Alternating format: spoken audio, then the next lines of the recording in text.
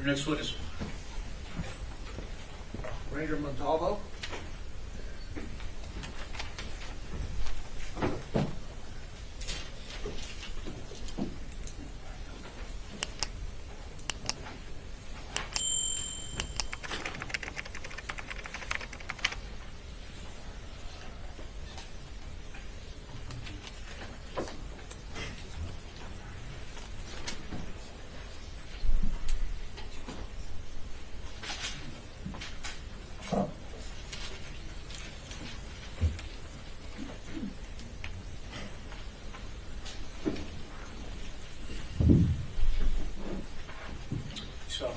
So the testimony given, the calls will be the truth, so help you God. Go ahead and have a seat over here. Make yourself comfortable. Adjust the microphone if you need to.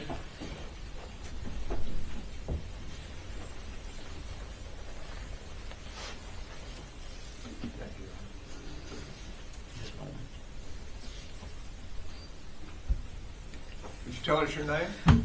Roberto Montalvo Jr. And what do you do for a living? I am a Texas Ranger with the Company D Texas Ranger Division. Where are you assigned? I'm assigned in Alice, which I cover Jim Wells and Duval counties. And how long have you been a ranger? March 1st of 2026 will be 7 years, so just under 7. How long have you been in law enforcement? I started my law enforcement career in 2004. I became a deputy from 2004 to 2006 with the Jim Wells County Sheriff's Office. 2007, I went with DPS and became a trooper. 2007. You became a trooper? Yes, sir. And have been with DPS ever since? Yes, sir. In 2007, became a trooper, was stationed in Falfurrias from 07 to 2012. In October 15, 2012, became a special agent with the Criminal Investigation Division. Did that to 2019. March 1st, 2019, I became a ranger in Rio Grande City. Did that for a year. Then I was transferred to Alice. And where were you working on May 24th, 2022? So I was stationed in Alice, but I was actually in Rio Grande City giving evidence to the 229th District Attorney's Office in reference to a murder investigation. So part of your work is also to hold evidence or to organize evidence? Yes, sir. And so what happened? How did you end up going to Uvalde? So I'm also a member of the Company D crime scene team. As on May 24, 2022, I was notified by a message by Company D Texas Ranger Patrick O'Connor. He was our team leader for the Company D crime scene team. He activated the team to head to Uvalde in reference to the shooting. And what time did you get there?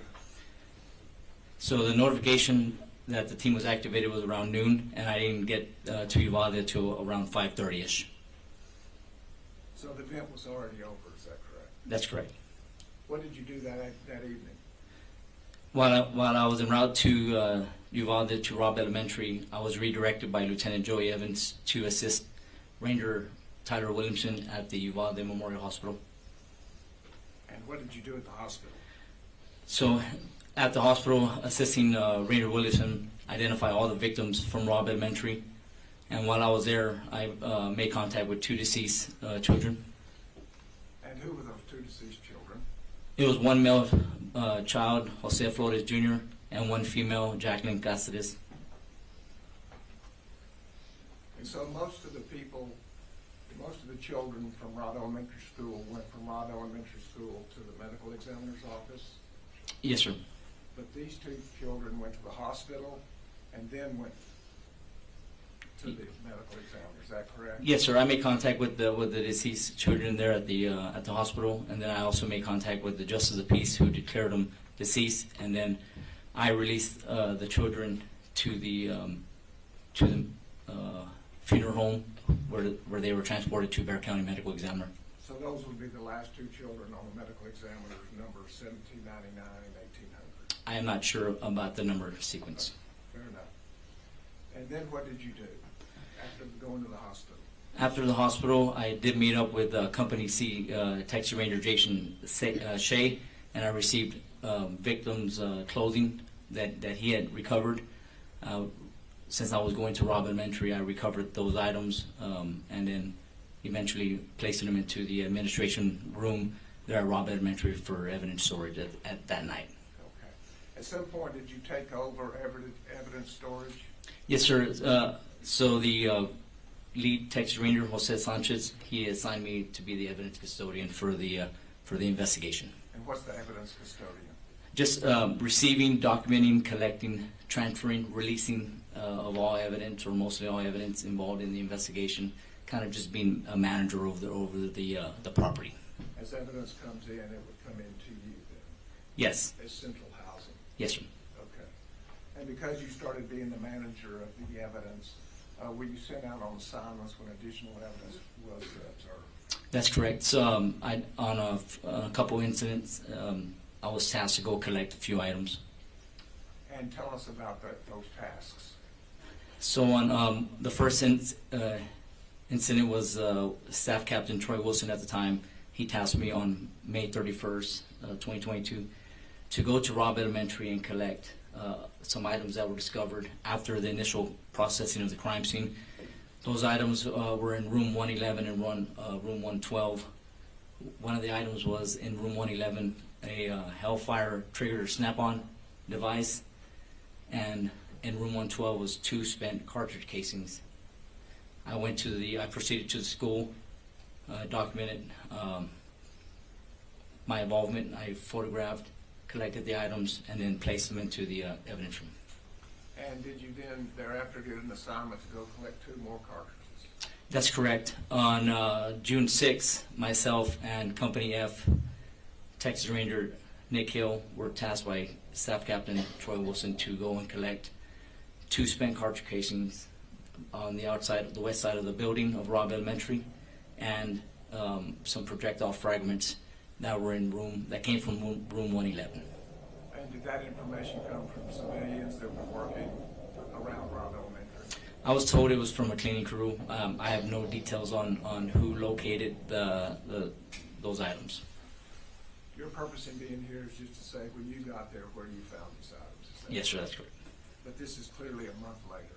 Is that correct? June 6th? So one was May 31st, and then the other one was June 6th. Okay. Excuse me, May 24th, then it would be 2 weeks. Yes, sir. Thank you for correcting me. Yes. And have you reviewed, just in the last few weeks, the photographs that you took documenting this work? That's correct.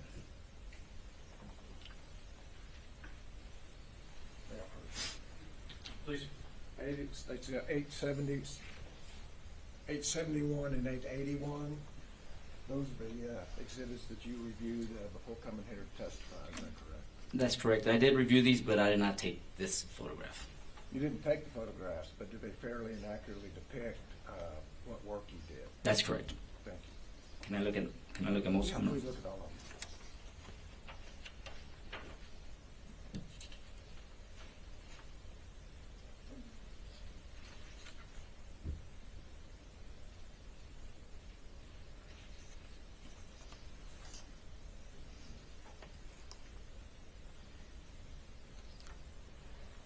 And on this one, I took these photographs.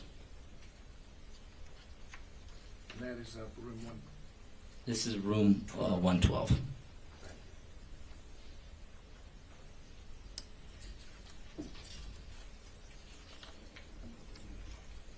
I took these on room 111.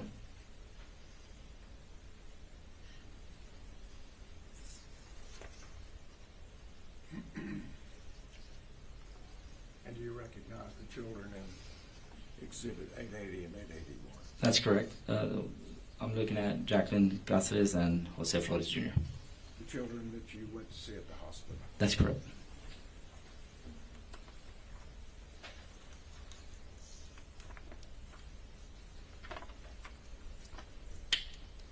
The set offers 871 and through 881.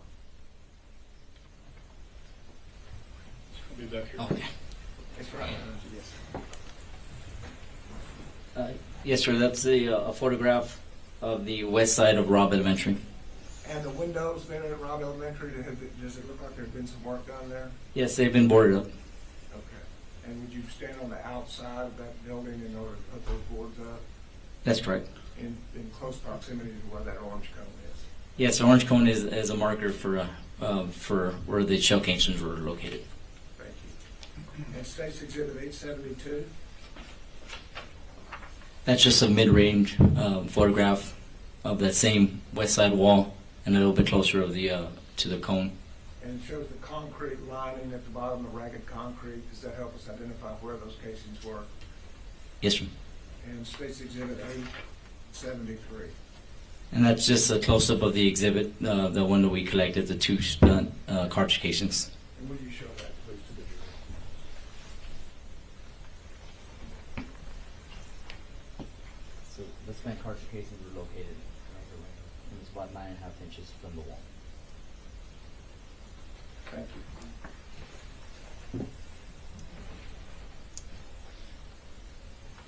And 874 just shows that you've marked those as Exhibit 29, is that correct?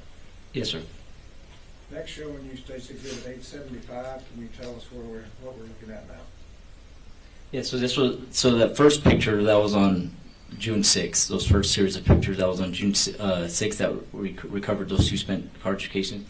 This one's on May 31st.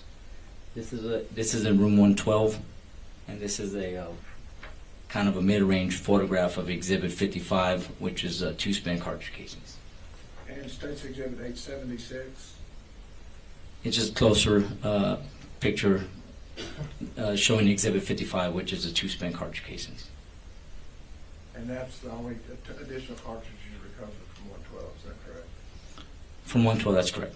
Then did you move into room 111? I believe I was in room 111 first, and then I went to room 112. But yes, Thank the same day, just I went to room 111 and collected the Hellfire trigger device. Showing you Exhibit 877. Is that room 111? That's correct. And what caused you to go back and look for the Hellfire trigger system? So I was tasked, like I said, by Captain Troy Wilson. He advised me that it was ready in a bag on top of the desk. That's why I kind of knew exactly where to search for. And basically to go and collect that device.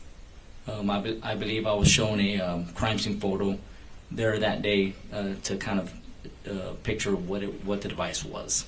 So pictures had been taken on the day of the event or the next day? Whenever the Rangers processed the crime scene, that room. And then studied by other officers? I was just tasked to go and collect those items. Had you ever seen a Hellfire trigger system before? Not that device. I believe I've seen a version 1, but I haven't seen that version. Thank you.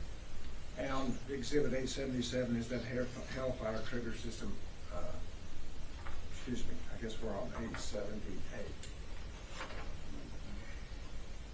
Tell us what we're looking at here. Yes, that's a bag on top of a desk. The Hellfire trigger device is underneath that. Is inside that bag. And 879. It's just another side of the bag to show the exhibit. Would you point out the Hellfire trigger system?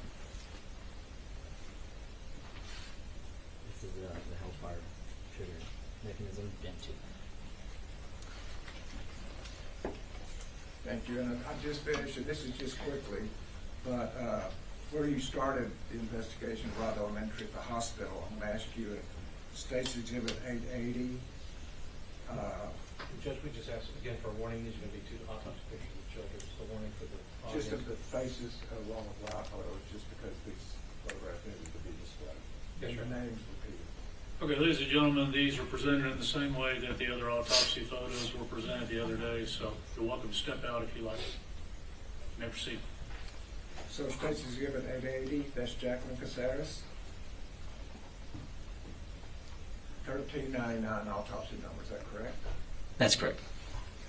And State's Exhibit 881, Jose Flores, autopsy number 1400, is that correct? That's correct. That's the witness. May I proceed, Judge? Please. So Ranger Montalvo, I want to talk a little bit about, my name's Jason Goss. We haven't met before. No, we haven't. Yeah, I'm one of the lawyers representing Adrian. And I want to discuss a little bit about, you first talked about shell casings on the outside. Judge, can I approach the television? Yes. Thank you. So, if you can turn around, we got Defense Exhibit 9 up here. Okay. So, I think, if I'm right, that cone was somewhere maybe in this area here. It's from the south to the north between the 5th and 6th window. Okay, so if we counted windows, 1, 2, 3, 4, 5, it would be right here. Yes, sir. Okay. And these are shell casings that would be here. The 2 shell casings by the west side wall, that's correct. And so I just want to ask a little bit of your experience with, a little bit of your experience with firearms. I'm sure you've been trained generally in firearms. That's correct. Are you a firearms instructor, or have you done anything like that? I am a firearm instructor. So let's talk about, like, is it TCOL instructor? Yes, sir. Okay, so TCOL is the Texas Commission on Law Enforcement. That's correct. Right. And a lot of times, as you know, they'll ask people to be instructors, and then you take a class on how to be an instructor, basically how to present stuff, right? That's correct. And I mean, some of the classes, I think, where you start is, all right, teach the class how you make breakfast in the morning. Something like that, and it gives you a topic, and then you go through a PowerPoint or whatever else when you take that class, and then now, I guess they're helping you to understand this is how you present information to people so they can learn it properly, right? That's correct. How many hours do those instructor courses usually take? I took mine in around 2013, 2014. I believe it was 2 weeks in. It may be short, it may be longer now, but it was around 2 weeks. First week is for the instructor portion. The second, the firearm instructor portion for DPS is 1 week. And I went through a whole different instructor course. Okay, yeah. Yes. So, and that's the instructor course is kind of what I'm talking about. Yes. Actually for lawyers, it's called like train the trainer. Yes, sir. So it's something like that where they're trying to teach you how to do that. Now, you also can agree though that there are some some training courses that involve, like, everybody sitting in a room, a trainer's clicking through a PowerPoint and possible scenarios, right? Like, that's one of the ways that Yes, people sir. are trained. Another way is like active, like live simulations of those types of situations, right? Yes, sir. So, for instance, in Bexar County at the courthouse, sometimes when we go there, it's like all shut down because they're having active shooter training. That's when they're actually in the hallways of the courthouse with various scenarios where they're actually going through a simulation of something that's happened. Yes, sir. Okay. In your simulations, well, let's first talk about shell casing. So as a general firearms instructor, you know that I've heard a lot about ejector ports eject out to the right on a gun that's made for a right-handed person. Yes, sir. All right, and so we know that it's not an exact science, but seeing a line of shell casings here and then up here, and the reason I'm asking is because you found some kind of right here. Yes, sir. But I don't know if you know, but there were also shell casings all the way kind of down here. Yes, sir. You didn't know that? I do not. But it would be consistent if somebody's going down shooting out these windows, which we have heard testimony about. It would be consistent that shell casings ejecting to the left would be ejecting along this grassy area until you get to that entrance. That would be consistent to you. That would be consistent, yes, sir. Right, because if I said, look, Ranger Montalvo, somebody's firing in this window, and you find shell casings over here to the right, that would be consistent with somebody squared off against that window firing into it, and the shell casings ejecting the way they're supposed to. Well, we all know that even though it's ejection port to the right, they could be standing here and it's ejecting to the right. They could be having the gun to the side and it's ejecting up, and they can actually be have it upside down and ejecting. now it's going to the left. Right. So we can't really just assume that it automatically ejects to the right. We just can't assume that. It's true, but one of the things here is that the prosecution has the burden of proving beyond a reasonable doubt things, right? What we're talking about is kind of probabilities, though, because we don't have the burden. So I want to talk about what's probable. Yes, it can, and there always can be those like, well, there is that one time that a guy approached the school with an AR turned upside down and ejected left, but most of the time that you've ever seen or heard of somebody shooting it, they're not holding it upside down when they're doing it. You would agree with that? Yes, sir. Right. And so the probable, sure, there's always all the possibilities, but let's just, they have beyond a reasonable doubt. We don't. We have probabilities, Yes, we sir. have possibilities. So the probability is that shooting, ejecting out to the right. That's most likely, right? The most likely scenario. We recover spent shell casings and we just document the facts. Sure, sure, we, sure. we can always assume, but we're not gonna. We just present the facts. And I'm with you, but I think you know, because others have testified as well, other rangers have testified that, you know, one shell casing here or there is one thing, but when they start grouping up in a line like that, it does start to tell you kind of some probabilities of shooter movement. Yes, sir. Right. And if you're looking at it like that, you are assuming, if you're going to the scene and you see a line here and a line here, you're assuming that the shooter's standing to the left of that line and it's ejecting out to the right, if you know where their targets are. Like, for instance, each one. Yes, sir. Okay. So, and we have this little person here we pointed out. You see this person here? Yes, sir. I'm not asking you to identify the person. It's a small person. Maybe not in real life, but on that screen you'd agree with that. It's a person. Right, and it looks very small, almost to where you can't see him. And the reason I'm doing that is to point out that the angle and the perception that we have, this would be the size of a person in this photograph. So this car to this person, this car to that person, those are long distances you can tell just based on the size of the person in the photograph. Yes, sir. Right, okay. So when we talk about, we talk about, I heard you say a couple of times, you said, you were talking about Captain Troy Wilson. Captain Wilson told you, Montalvo, I need you to go. I don't know what he calls you. I'm assuming No. probably calls you by your last name. Your first name. Yes. Oh, your first name, okay. Yeah. You probably don't call him by his first name. No, I don't. Yes, Captain. Yeah. Yes, Captain. All right. And so I heard you say that, Captain Wilson said, look, I need you to go out there. I need you to collect these and these. And you did what he asked you to do. Yes. Chain of command. How important is it? It's important. How important is it to follow orders that your supervisors and the people above you in the chain of command, if they give you an order, how important is If it's a legal order, very important. it? If it's a legal order. Now, you would follow, I'm talking about you would follow that chain of command in a situation like this where there's not any active emergency, you're just going to collect evidence. Of course, you would follow because you did follow that chain of command, right? Yes, sir. You would also follow it if you were in the middle of an active shooting and Captain Wilson is there and said, Montalvo, I need you to go do this. You would go do what he told you to do. I can't testify to that. I wasn't there. No, but you would follow your supervisor's orders and commands in any kind of situation. If it was illegal, that was correct. Right, like I need you to go out and call the SWAT, or I need you to go and do this over here. You wouldn't say, no, I'm not going to do that. I'm going to stay here. Right? That's correct. Right. So if a person is ordered to go somewhere else, if you were ordered to go somewhere else, you would be in dereliction of your duty if you didn't follow those orders, right? Oh, what circumstances are we talking about? In any circumstance possible. You're in a mall and there's a shooting and Captain Wilson's standing next to you and he says, I need you to get over here and do this thing right now. It depends. Am I seeing the shooting? Am I involved in the shooting? Obviously, if I'm involved in the shooting, I'll probably have to handle that situation before I listen to an order. Well, so you're in the mall and your captain's standing next to you and he says, we need help and you're the one that I need you to go call for this help. Please go call for help in this other location. That's what I'm saying. Mhm. By ignoring an order like that, what are you doing? You're not getting the help that No. he's asking you to call, right? You agree with that? Yes, sir. Well, I mean, yeah. And so in the face of your of Captain Wilson telling you, I need you because he's in the chain of command. Because otherwise, and let's talk about why that's important.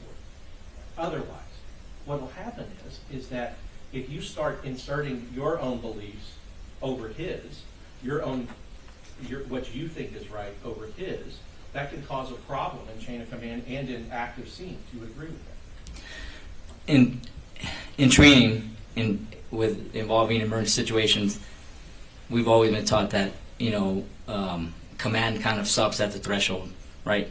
On tactical situations, it's your kind of rank stops at the door, because potentially a high-ranking official doesn't sometimes make proper decisions, I mean, and saving lives is I guess the goal. I guess they don't. I guess maybe they don't. But I think what you're testifying to is that insubordination and not following an order, not following a good order, an order that needs to be followed, because you just personally think that you don't need to do that. No, if it's a legal order, then we follow it. Right, because there's 15 people in a hallway, and one person needs to leave the hallway and go and call SWAT, while the other 14 remain. Mhm. You wouldn't say, no, I need to be the 15th person in the hallway. You would go and call for help. Correct. Right. Because we're not talking about just you Yeah. and somebody else. Now let's talk about a group of people. Assigning positions. I need you to go do this. And then after that, I need you to go evacuate these other kids. I need you to go and help and evacuate other children who are still in danger from a shooter. Right? Correct. You go, no, I'm not doing it. I'm staying here in the hallway. You wouldn't do that. You wouldn't disobey an order like that. It kind of depends, sir, because if it's an active shooter situation, the number one thing is stop the killing. Yeah, So I agree. it's pretty set standard. It is a set standard, but there's also other things. It is, you have to stop it, yes, if you do, but you have somebody there telling you, I need you to do this. I don't need one more guy here in the hallway. I need you to go make sure the kids are safe. You get that? If there's a driving force, you go and stop the killing, sir. Right, but okay, so 370 sat out in the hallway. You agree with that? They didn't go in that door, you agree with it? I don't know the details on this. You know now Yes. that 370 people stood out in the hallway and did not go in once the shooter was barricaded. You Correct. know that? Correct. Okay. Or they were outside, or they were around, or they were this, or they were that. But, and regardless of how you feel about that, Mm-hmm. there were rangers on the scene that didn't go in. You agree with that? Correct. Yes, rangers that were trained just like you. They didn't go kick that door in, did they? No, sir. Vortac went in, finally kicked the door in. And you know now that the end of the stick on Vortac got shot in the head. Correct. And you know that the shield that came in first got shot. Yes. He was putting targets and rounds on the shield as they were coming in. And so you know if Ranger Montalvo would have walked through that door without any of that protection, that would have been you. Dead. Next, dead. Next, dead. Because that was a fatal funnel in room 111. You agree with that? I would think that the goal is to isolate, distract, or neutralize the shooter. That's true. That's true. But stacking a bunch of bodies in front of that doorway, because you can only go in that door one at a time, Yes, sir.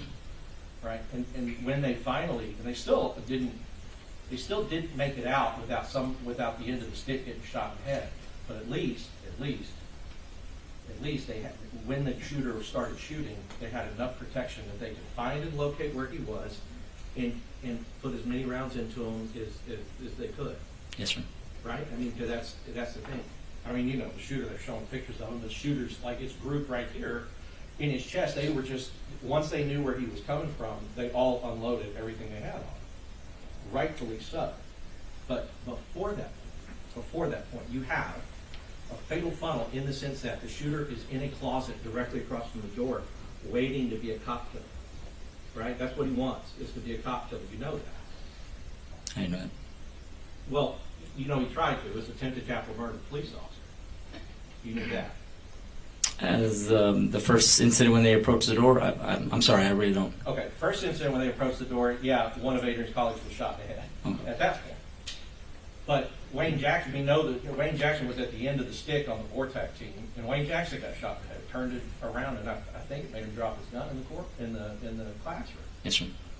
But I guess before they have that ability to go in like that, we had Rangers, we had Uvalde PD, we had Uvalde ISD, we had basically DPS, Highway Patrol. We had groups of officers,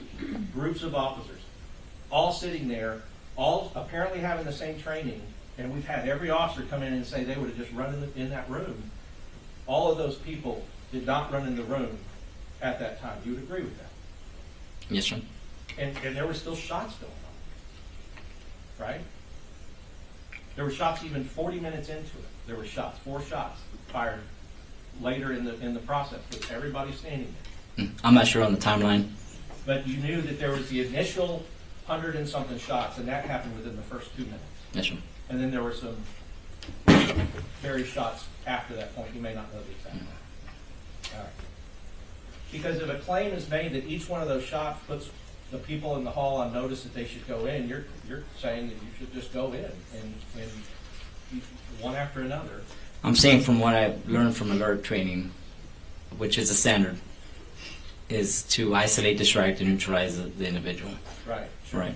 Sure. But the how of it is the problem. Do you agree with that? in a situation. It's definitely a concern, yes, sir. Yeah, because he had the drop, the shooter had the drop, and a dead police officer, you would agree, a dead police officer cannot save a child. You would agree with that? That's correct. I mean, they can't. And so one of the things, and Nico mentioned it too, keeping yourselves safe, because it feels horrible later when we talk about it, but keeping yourselves safe is not just a selfish thing to keep me safe. It's I'm keeping my gun safe to be able to hopefully be able to use to help other people. But if I go down, I can't help. If the next guy goes down, they can't help. That takes you out of the ability to try to go in and help save children or other or adults or anybody else. You agree with that? Can you repeat the question? Yeah. So if I'm a police officer and I say, well, you know, my training says just run into this room, and then I'm hit dead. Next guy goes, well, my training says it hit dead. Training says it hit dead. Training says it hit dead. We have a situation where, yes, I totally agree with you, that if you can get in there, but it's not if you can get in there just by any means necessary, including your death. Those officers that were in the hallway were trying to figure out how to get in. You would agree with that? They wanted to, right? Yes, sir. Okay. I mean, they were trying to and they wanted to, but making themselves dead is not going to help anyone else. You would hope that the raid entry or the room entry would affect the loop of the individual to attempt to get more people into the room and neutralize the subject. Yes, I know I can't money more to quarterback what had happened, but the standard or the standard that alert teaches is isolate, distract, and neutralize. Right. The room entry techniques of a 1-man, 2-man, 3-man, 4-man, and possibly affect the loop of the individual, which is absorb, ordinate, decide, and act, and recycle that possibly could buy time for law enforcement. I mean, it's true. And it's going and sacrifice it. And I understand that. But let's talk about this. Everybody who is there can't all do the one thing. There also has to be other things that are done, like contacting certain people and trying to get the other children out of danger and out of harm's way. That's also important. You would agree with me? The standard says neutralize the suspect first, or isolate, distract first. Well, I know, but there's 100 people there. They can't all do it. I understand that. Somebody has to go and do the other thing as well. I mean, you had a teacher shot in the stomach in one of these other classrooms. Mm-hmm. Somebody has to go and try to get medical attention. I understand medical attention, stop the dying, right? Like, and stop the threat and do all of that stuff. But at some point, nobody in that hallway was going into that room. Mm-hmm. And other people, you would agree, need to help out there. There's other children. There's other jobs that need to be done. Correct. Right. There's other jobs that need to be done. And if your supervisor is saying, Montalvo, I don't need you here, I need you here, you would, no, I'm staying here. Or you would say, I'll go where you have told me that you need. Yes. I will go where you told me that you need. If it's a legal order, yes. Right. So,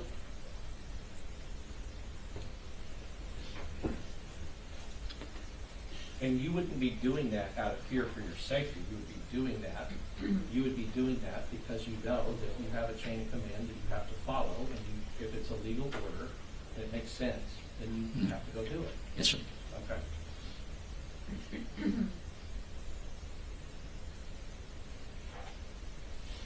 So as far as the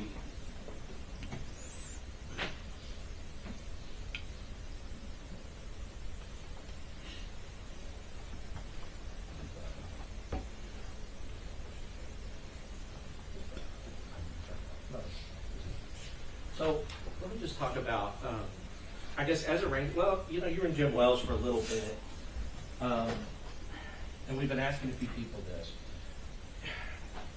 Like, I am assuming that your involvement with any kind of active shooter situation is investigating it after it not having been through one. That's correct. Other than just a basic level 1 alert training. The alert training. Yes, right. sir. And I guess another thing is if somebody didn't get that alert training or receive that alert training, they wouldn't even know the same things that you did about the alert. Correct. Okay. But have you ever, because you talked about the OODA loop and I want to talk about it, have you ever been in a situation where you were taking fire, or there was fire, guns were being fired around you? Correct, yes. You have been in that situation? Yes, sir. Okay. And you're a firearms instructor, so you also know about gunfire, and especially rifle fire, that it's loud. Yes, sir. Okay. And you are trained that that in areas like urban areas, areas with buildings, even like, I guess, mountainous areas, Mhm. right? If you fire a rifle in an area like that, the echo can fool your senses about where the gunfire is coming from. You've been trained about that. Yes, sir. Right. Because echo will bounce off different things and make your ears believe it's coming from the right, but it's coming from the left or behind you or wherever else. Because if we want to just break that down, what echo means is just a sound. Judge, can I use the low? Yes. Thank you. A sound comes out, it hits, and it bounces, and it bounces, and it bounces, and it bounces. And so depending on where it's bouncing and how, our human ears will perceive the sound. But if we're perceiving, if the shot comes from here, but the echo is hitting our right ear from here, that gunfire, the brain believes the gunfire is coming from that direction, right? Yes, sir. That's what echo is. Because the sound of gunfire in and of itself can maybe tell you where a gunshot is coming from, but also can be deceiving about where it is coming from. That's correct. It could be deceiving. Right, and so you could get a situation like, Judge, may I press the TV? Yes, sir. You could get a situation like what we have here. Actually, Nico, can you move it up twice? Just use the right arrow. Or once. Sorry, once. Thank you. Okay, so we get a situation. We've heard a little bit. We're going to hear a little more. Not necessarily these cars here. You have to think of it like these three cars are a little bit back here. Okay. Because there were 3 officers that were here on the west side as the shooter is coming up the west side of the school. Now, one of these officers gets underneath his car because he thinks that the gunfire is coming at them, is being directed back here at them. Now, with your training experience,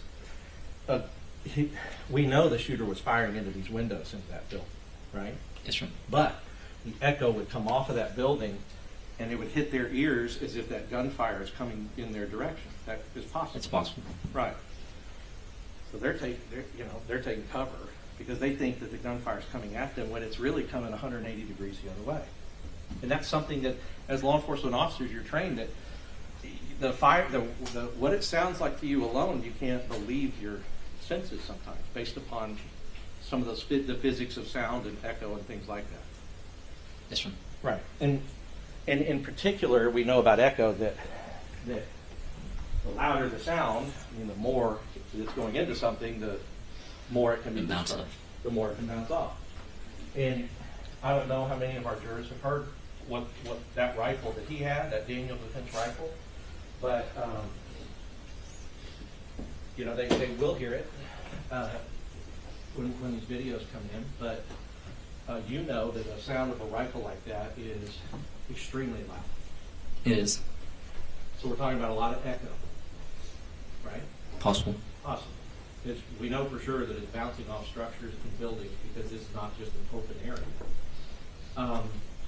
Okay, so when we have this echo, that's one thing, and I think the prosecutor will say, as he has been saying, prosecutor will say, well, you would also maybe have witnesses to tell you kind of, okay, the location of the gun when it's okay. Mhm. So I want to talk about that, because that's also part of your training, even in active shooter training. Part of your training is, I'm assuming with alert, I read alert, so I know that they tell you this. When you receive information, communicate that information. Yes. Get it out. That's how they train you to do. Yes, sir. In active shooter, something just like this, right? Yes, sir. Yes. And so, going back to you, you're in a situation, this is going on, somebody's communicating a potential location of the person with the gun. You are getting on that radio, and you are radioing that out. That's correct. Right? A description. He might be wearing all black. He's supposedly wearing all black. He's over in the teacher parking lot. He's on the west side of the building. Those kind of descriptions, if they were given to you by a witness, you would put out. Yes. Now, you would not put that out 30 seconds after the witness told you that, right? It depends if active fire and you're taking cover and, but I don't know the situation. I would assume that once you get the information, you would try to relay that. Well, sure, and even in the active fire situation you've been in, did you have an opportunity where you had information and you were in cover but still radioing from cover? Yes? Yes, sir. Right, because you get down, but you're still going, and your adrenaline's going crazy in that kind of situation, you would agree. Yes, sir. And you start to have auditory exclusion, tunnel vision, all of those things happen, and you've been trained that you have to recognize that about yourself as a human being in that type of situation, because your body starts playing tricks on you, right? During stressful situations, it has been taught to us that you would lose the auditory disclosure and tunnel vision. Right. So the auditory exclusion means you stop hearing what's happening, like your ears kind of cut off, maybe because your eyes are focused or whatever else, but that is something that you're taught and trained that can happen. Yes, sir. Okay. What that means is you might not hear everything or hear everything correctly that you're being told. Correct. Yes. Right. So the other thing though is what I guess I'm saying is yes, assuming you're not like in a gunfight, like where you're, this guy and I'm trying to do this or whatever, but information's being relayed, you're relaying that information as soon as you can. You agree with that? You would try to process it and see if it's correct information as well. Sure, right, because and that's part of the OODA loop, right? So then it'll set you back in the OODA loop, because now if they're saying something but your ears are hearing something different, then you're trying to go, okay, which one is which, right? Yes, sir. But as far as descriptions, it says it in the training. It says if you get description, radio it out. If you get this, radio, tell other people that are coming, because the response here, they talk about Adrian being, one of the first.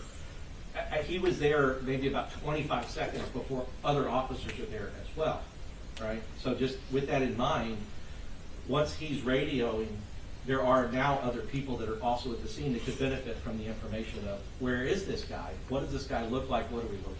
You would agree Correct. with that? Yes, sir. So, and that would be following training to radio out the description or like where something is, Yes, sir.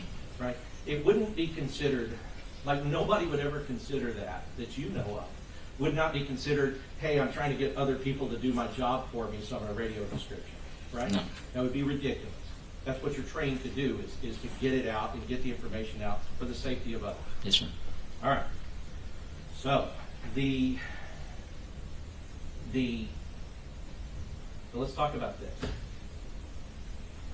When you are, as an officer, when you are approaching a scene, you are trusting, you have to trust what dispatch is telling you about what you're going into, right? Or what you're observing. Or what you're observing, right? So let's talk about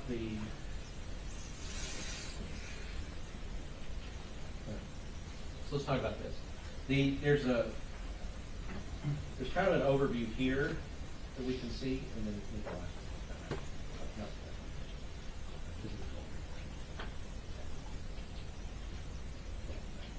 Judge, can I press the TV? Yes. Okay, so what the jury's heard. I don't know how much you know about this, but I do know is, obviously as a member of the Rangers, that this was of interest to all of you who were involved in this. And I know that you may not have known this at the time you were collecting shell casings, but you have also seen and know some of the basic facts of what happened. Correct. Okay. So you know that this is a culvert here that he was coming from this street and just kind of flies through here in Rex's That's truck. correct. Right. Jumps over this fence here. Now, starts shooting at the people from the funeral home, kind of in this area, that are coming to help him, and then he starts shooting his weapon. That's correct. All right.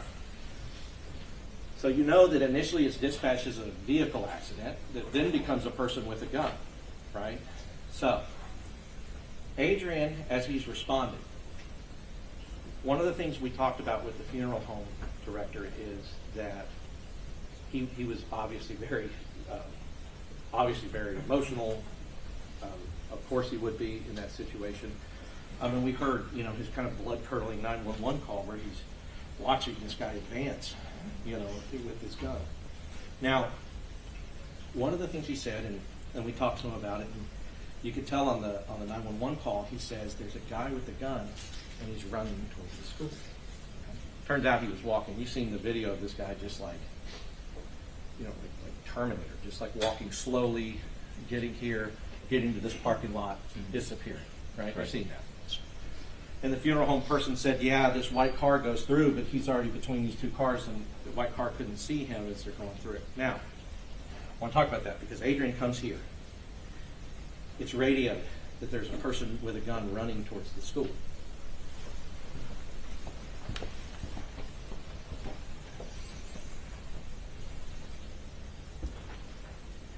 And that person is witness one in their indictment, Melody Flores. Now, I want you to talk about your experience as an officer. You've gotten that call. You see a person here running, right? That's what you're going to focus on. If you've just gotten a call that a shooter with a gun is running towards the school, right? Only person outside running. You would go to what you thought the threat was. That's correct. Right. So, shooter hiding here.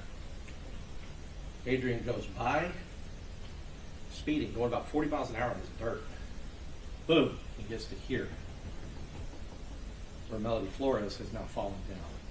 It is when he gets out that he realizes he's not confronting the shooter, right? Now, that's a mistake, but it's a mistake that any law enforcement officer could make with those facts, having those facts at the time, right?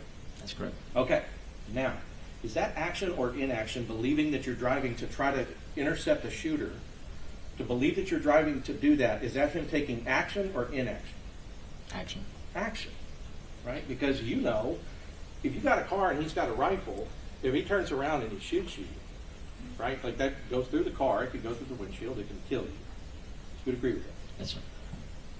So it is not inaction to try and speed towards the person that what's been called out over the radio is a running person towards the school who has a gun and has just shot at people, right? That's an action. Okay. Now that action, where does it take him?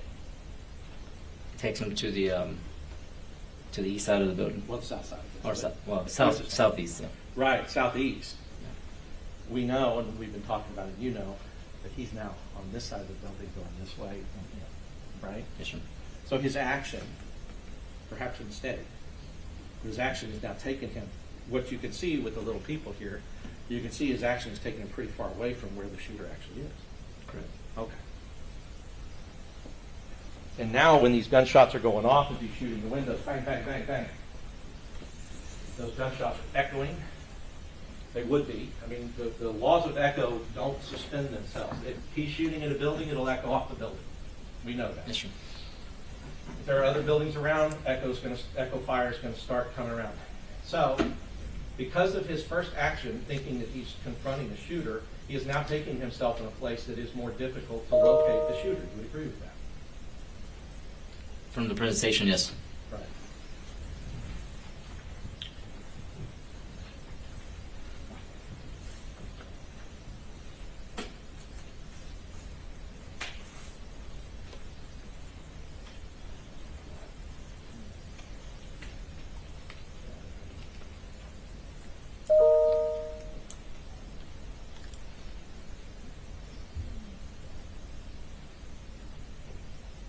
I'll pass it.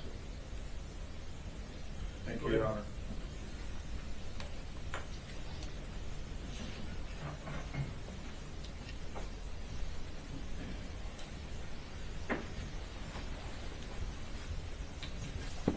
Professor Goss's questioning, there was an issue about shell casings along this wall. Do you remember that? Yes, sir. As well as defects in windows along this wall. Do you remember that? Yes, sir. Indication being shots are being fired into the wall. Yes, that would be evidence that shots were being fired against the wall.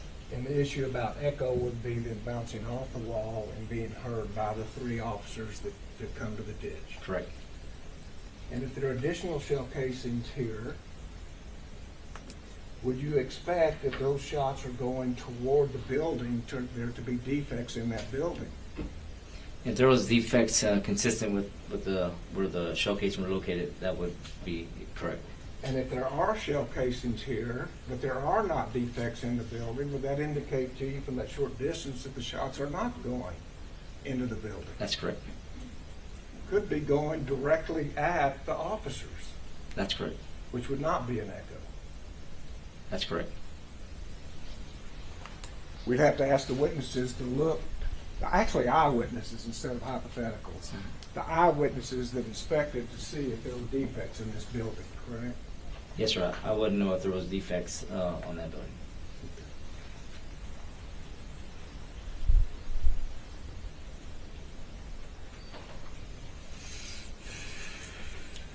And next you talked about communicating is where the location of somebody is part of the training. Yes, sir. So if you communicate, he's over there, he's wearing black, he's at the teacher's parking lot, that would be part of training. That's correct. And if you communicated, he's over there, he's in black, he's in the teacher's parking lot, that indicates you have that information. That's correct. So you've gone through the OODA loop, made your decision to communicate that information to others. That's correct. No matter where you got that information, either personally viewing or somebody told you, you made the decision it was accurate enough to talk to other police officers through the communication Yes, sir. system. And you were sharp enough to do what you were trained, communicate Yes, sir. information. That indicates no confusion, doesn't it? Yes, sir. You're doing exactly as you've been trained. And in an active shooter situation, trained to communicate, but you're also trained to isolate, Distract distract, and neutralize. and neutralize. Correct? That's correct. Let's talk about what that means. What does isolate mean? If you can basically, with fast response, if you can isolate the individual to a certain part of the building, or to even isolate them to outside the building and have the shooting outside, isolating from more potential victims, that would be an ideal situation. Distracting, The idea of isolation is to isolate from victims. isolate from victims, yes. Get to them before they get to victims. Correct. Is that right? Yes, sir. And distract. Just distracting them from going and getting to the victims, distracting them, maybe just making contact with them and distracting them. You're the distraction, and you encounter that subject, distracting them from the potential victims. So if you make your presence known, it distracts his attention from the victims, That's correct. thereby saving lives. Yes, sir. And the final is neutralize. Just neutralizing the individual, either in a shooting or getting them apprehended, just taking them out of the situation in general. So during this period that Mr. Goff talked to you about, Adrian Gonzales, if he was communicating to other officers where he was following his training. Correct. Do you have any indication that he isolated, distracted, or neutralized the gunman in this case? It doesn't appear that like that. Yes, sir. That's his training too. His training is definitely, the standards are set to isolate, distract, and neutralize. That's the way. But Ranger Montalvo, one thing that you didn't know, that the jury knows from our opening statement, is that when Adrian communicated that, the shooter had gone into the building the second before. He wasn't even there. And see, and that's the thing, right? It's like, yeah, so you would assume that at the time he communicated is the time that he knew that this was happening. At the time that he got the information, and he's calling it out over the radio, which your training says. Officers should communicate the following information to responding units. Location of the threat, direction of travel, as well as any other known locations, any other descriptions. Yes, sir. Right? Conditions, everything. Yes, sir. Right. So, when he communicates, at that moment he communicates, it is a second after the shooter has already entered the building. Right? So, he does end up, and what the prosecution's presenting to you is if, I agree, he had this information and could have done something about it. But you would agree, if by the time he got the information, the shooter was already in the building, the only information that's good there is like the color of the clothes that he's wearing. Right? Yes, sir. Because he's no longer in the parking lot. That's correct. And evidence can prove that, because we can time it to the second, what time Adrian called that out and what time the shooter entered the building. Yes, sir. If that was the circumstances, if the timeline shows that, Right. that's correct. Right. And so then now you got another OODA loop, which is, and I kind of wanted to talk about this. Shots in the building, shots outside the building. That's something that is probably easier to tell if something's outside or something's inside or something's like down the hallway from where you are, even if you're outside and it's happening inside. Possibly. That's right. Right. And so, and we're going to see from the officers, we're finally getting to that point, we're going to see from some of the officers that were there that the shots start happening inside, and Donald Page and Adrian Gonzales from the south side, along with Coronado, will start running into the south side of the building, which is what you're trained to do. That's correct. Because now they're going, this guy's not like, he hasn't run around and gone off somewhere over here. They know he is inside the school, and if they do rush inside the school when that happens, that's what you're supposed to do. That's correct. Okay. The, you know, because it's like you're trying to isolate. So let's talk about isolate real quick. Just may I press the TV? Yes. So isolate means like, yeah, keep them outside if you can. And remember, just and make this assumption, because we've been talking about this. Adrian over here finally gets the information that he needs, what the guy's dressed in, and this is the teacher part. He's on the west side of the building, teacher parking lot. A second before that, this guy has like, whoop, just walked into this thing. Now, if this door is locked, does that make it easier for officers to isolate him outside? That's correct. Right, but it wasn't locked. He just walked right in. Okay. If the hallway doors are locked, because now, at this point, Donald Page is pulled up here. Adrian's gotten out from around here. The teachers run off this way. Adrian's gotten out from around here. Him and Donald Page are here. They hear gunfire from inside the building, and they run in this south door.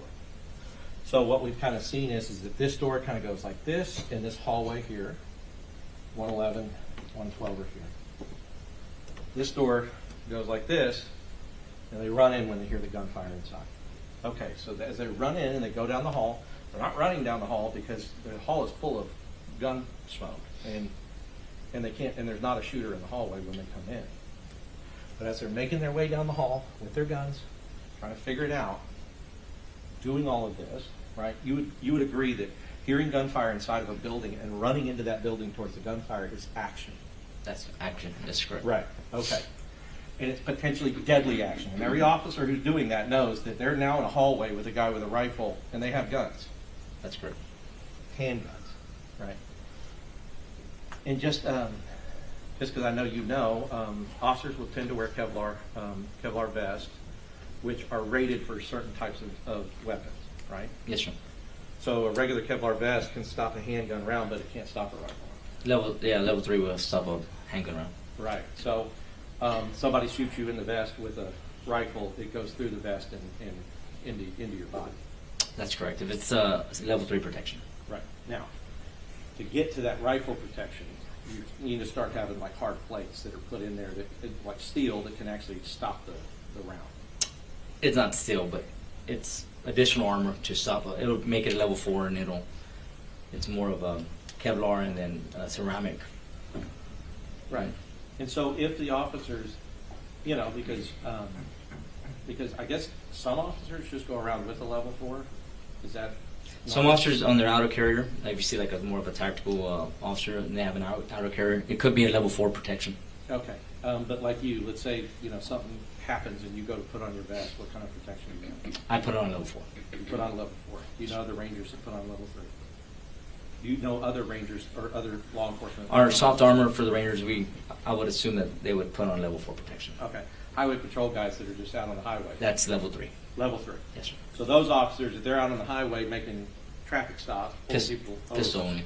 speeding, and then have to respond to something like this, they would be responding in their level 3. If they had the time to put on the level 4, which they have it readily accessible, just throw on the level 4. Okay. And so if they had a level 4, they could put on one. If they didn't have one, though, they're stuck with the level 3. Yes, sir. Right. Okay. So with level 3 protection, and I'm just saying, it's not that they shouldn't go in. They should go in. I agree with you. He went in. So he went in, but even going in there, it's you know that like that dude comes in the hallway and shoots down that hallway. If you got level 3 on, he hits you anywhere center mass, that's going to be a problem, right? That's correct. All right. But continue to advance down the hall. Now, you know from not from the specific part you did, but from later finding out in the investigation, that the shooter used that alcove and came out and pointed a rifle the other way on 2 other officers that were coming this way and shot one of them in the head. Or you didn't know that? I know that one had a gunshot wound. Yes, he was shot. Yes. Right. And it was these guys coming here. So one of these guys coming here. So if somebody's in an alcove, the shooter's in an alcove and not presenting his body, these guys here can't shoot. These guys here may not have line of sight depending on where they are. But that rifle round going off in the hallway and an officer saying, you know, he got me, right? So you're hearing all of this. You would agree as an officer that's an emergency, crazy situation, right, that you're dealing with. Yes. Right. But you have the option of going, forget this, and running out the door. Or you can stay and continue to try to advance and continue to stay in the hallway to see what you can do. Well, the alert standard is on the priority of life is hostage, civilians is number 1. Sure. Police officers are number 2, and 3 is the suspects. Absolutely. So they're above us. The hostage and civilian are above law enforcement, where their life is more priority than ours. As it should be. As a standard. That's right. And that's why I'm saying, yeah, that you would not expect to see a police officer run out here. You would expect them to continue to advance towards the gunfire. Yes, sir. Okay. Even when one of their officers have just been shot, continue to go towards the gunfire. Yes, sir. Not turn tail and run out the other way. Okay. Now, I want to talk about something about going in solo or not. So here's the distinction. If you have not figured out what the decision is yet, right? If you're sitting here solo and you know he's in here, I hear gunfire in here, I'm the only one out here, you know your training says run in. Run in. Run it, right. However, if you're sitting here and now people have started to come and you hear gunfire together, well, you're not going to say, well, no, I'm running in solo and you run in solo. Y'all start to actually, now let's come in together. If reinforcements have come, if you're back up or if other people have responded, you would agree with that? It depends how far. I mean, that's a big traverse field that you would have to traverse. If they're on the other side of the street and they're coming and you hear gunfire, you would hope that to go in and then just to isolate, distract. Right. But you hear gunfire when they actually get there and pop out. Now, not the gunfire over here, right? Because the gunfire over here we talked about by the time, and it's going to come out, and by the time that he communicates, he's on the west side of the building. He should be he's supposedly wearing black. The guy's gone. The guy's gone into the building, so he's no longer over here. But what I'm saying is that it's a different thing to sit around and go, I'm not going to go until I have backup, versus like the guy is pulling up right there, and then he gets out and you're going, all right, here's the deal, and let's go. Like, let's get in, right? Yes, sir. Because none of this training tells you to be stupid. It doesn't tell you like, okay, you go in individually and then you go in after him individually so everybody can be like Lone Rangers trying to go down the hallway. If other people are present, you are trained to get into a team with those people to try to do what you're supposed to do. That's correct. Okay.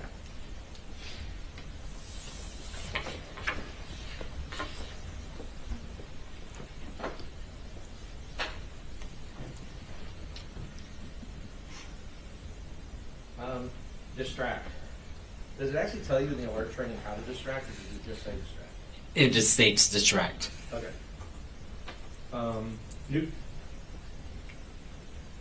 Yeah, Nico was telling me that's, it's like saying a football player, go win the game, but not really telling them how to do it, right? It's just saying distract. And I guess in your mind, you're thinking of things that you could do to distract, but obviously you can't distract anybody if by the time you know where they are, they've already gone to another location that you don't know where they are. You see what I mean? Yes, sir. Because what I've noticed about your trainings, I've looked at your trainings, and I've looked at alert trainings, and I've looked at other active shooter trainings, and almost every example involves the officer knowing and seeing the shooter, or knowing where he is. Do you see what I mean? Yes, sir. I mean, it's focused on the officer actually knowing, like, I see a shooter, I see somebody walking into the school, he has a gun, go to the shooter. There's a shooter over here, he comes out into a hallway, go to the shooter. I know that the shooter is in that classroom, go to the shooter, right? It all is predicated on knowledge of where he is. Yes, sir. Because if you don't know where he is, you can't respond to a place you don't know where a person is. Do you agree with that? That's correct. Unless there's a driving force. Right, I mean, you can try to respond, but I mean, by the time he figures out he's on the west side of the building, let's say he runs around to the west side of the building and cuts the pie and goes around, and you have to approach tactically and slowly. You can't just run out willy-nilly, right? You have to have cover, you have to see, like, all right, is this guy about to take a shot at it? You would agree with that? On when you're responding to a shooting, you want to isolate, distract, or neutralize the threat as fast as you can. Right. Yes, you would love to slice the pie and do a threshold evaluation, but just we need to try to get to the potential victims. Well, sure, I agree, but you would be the victim if you're just like running willy. If the way you're distracting him is just running like out into his arms while he's got a rifle on you, that would be some sort of distraction. But do you understand distraction as offer up, not approach tactically and then offer up your life to the guy as a distraction until somebody else comes? That's not how you understand distraction. No, sir. We understand distraction, and I know it sounds weird, but it's like sometimes it feels like that's what's expected, and nobody's saying though that officers don't go towards danger. We all know that that's the goal and that's the obligation that Yes, people sir. have. But you don't want to go towards danger where you're just running out into a field and then somebody's just right there, because that's not smart. You would try to come around a corner.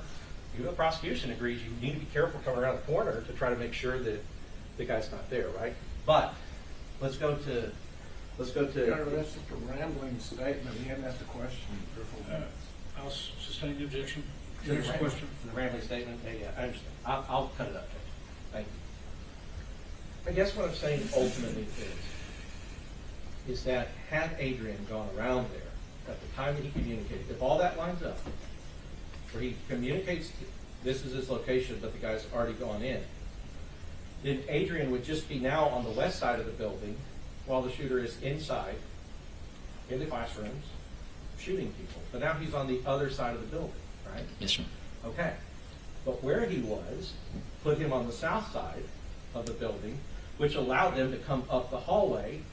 Some people coming this way, some people coming this way, right? Yes, so sir. if you have that situation, it does create a crossfire. You would agree with that? Yes, sir.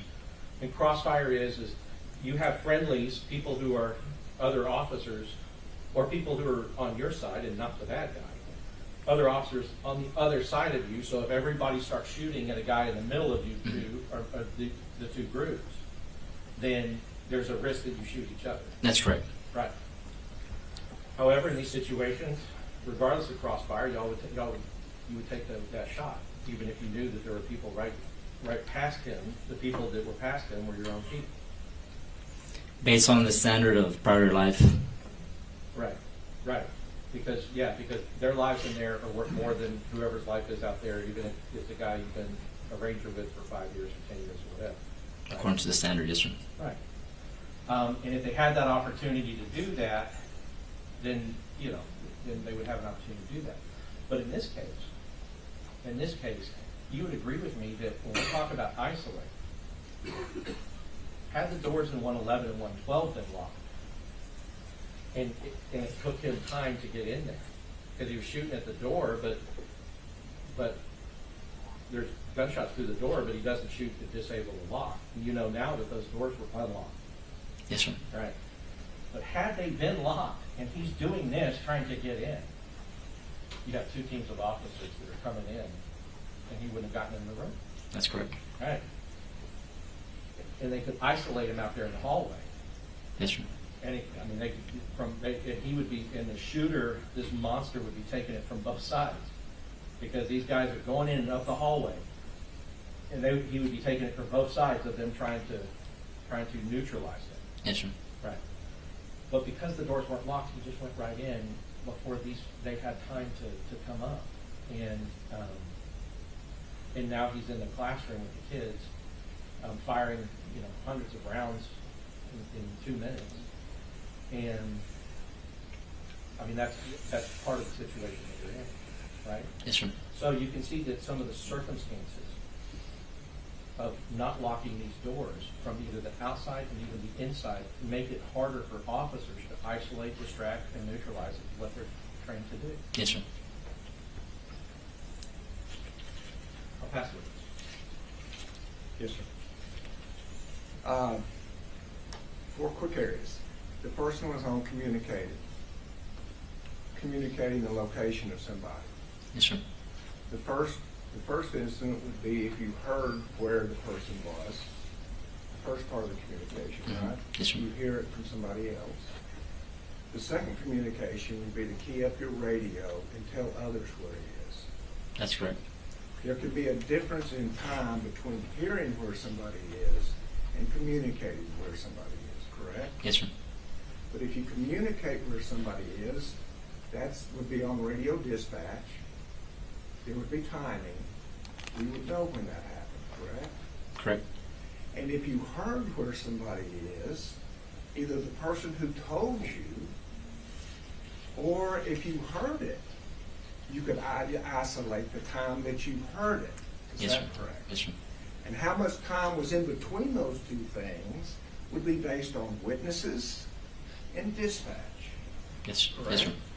So we would need to hear actual evidence as opposed to hypothesis, correct? Correct. As far as rifle protection, there was a rating of 3 and a rating of 4. If you have a rating of 3 and there's active shooter, what do you do? It all depends on your situation. If you have a level 4 right next to you, you can put that on. But if level 3 is all you got, if 0 protection is all you got, you go in, right? There's some officers that possibly could respond from their house on an active shooter, and they're not carrying any level 4, level 3 protection. Or just any responding officer, it's what you have at the time. You're not going to go home and get your protection. You're just going to respond to isolate, distract, and neutralize. And the training, I believe Mr. Goss said that he's looked at all the training, and the training is all about seeing the shooter. But you responded, well, no, driving forces. Yes, sir. So tell the jury what the training is about driving forces. What is a driving force? So a driving force is gunshots that you hear, and then it's driving you to go and handle, neutralize that individual. On certain trainings on alert, you're clearing floors or structures, and there's nothing driving you, so it's slow, methodical, and then you hear a driving force, which is gunshots, and then at that point, it's not slow and methodical anymore. It's get to the gun, go to the gunshots, enter that room as fast as you can, and neutralize the. So the training is not just about seeing the shooter. It's No. if you hear the shots, it drives you to the shooter. There's definitely some scenarios in the alert training that you're clearing structures slowly, and then you hear a driving force, and you respond to that. Just wanted to clear that up. Yes, sir. We talked briefly. We talked a little bit about some of the stressors and some of the things people go through when there's something like this, or especially an officer. Have you been trained on time compression? Time compression? Yes. No, sir. Okay. So, because what the prosecutor was asking is, when a witness says that something happened, but have you noticed in your own experience that auditory exclusion plus tunnel vision, and also time, your time kind of gets messed up because your adrenaline is so high that you think things happen in closer amount of time than they actually did happen, or further amount of time. Have you experienced that? Yes, in your sir. own? Okay. So, and that's, so as far as when a witness, any witnesses or officers or anybody in a traumatic, stressful situation, your training tells you that what they believe is going on and happening may not be exactly what's going on and happening based upon how the human body reacts to those things and perceives what's happening to them under that kind of stress. You agree with that? That's correct. Okay. Right, so I think you were talking about the training is like in the training you're kind of clearing a building and then all of a sudden, boom, boom, gunshot, and you run towards the gunshot. That's correct. Right. But if you don't know where they're coming from, like if it sounds like it could be here or it could be there, and you don't know which way to run, that would complicate. you still move, at least go from slow methodical to a more active, faster pace towards what you believe is gunfire. Right, even if it's a complete opposite side of where the gunfire actually is. Possibly, yes. Okay. And the,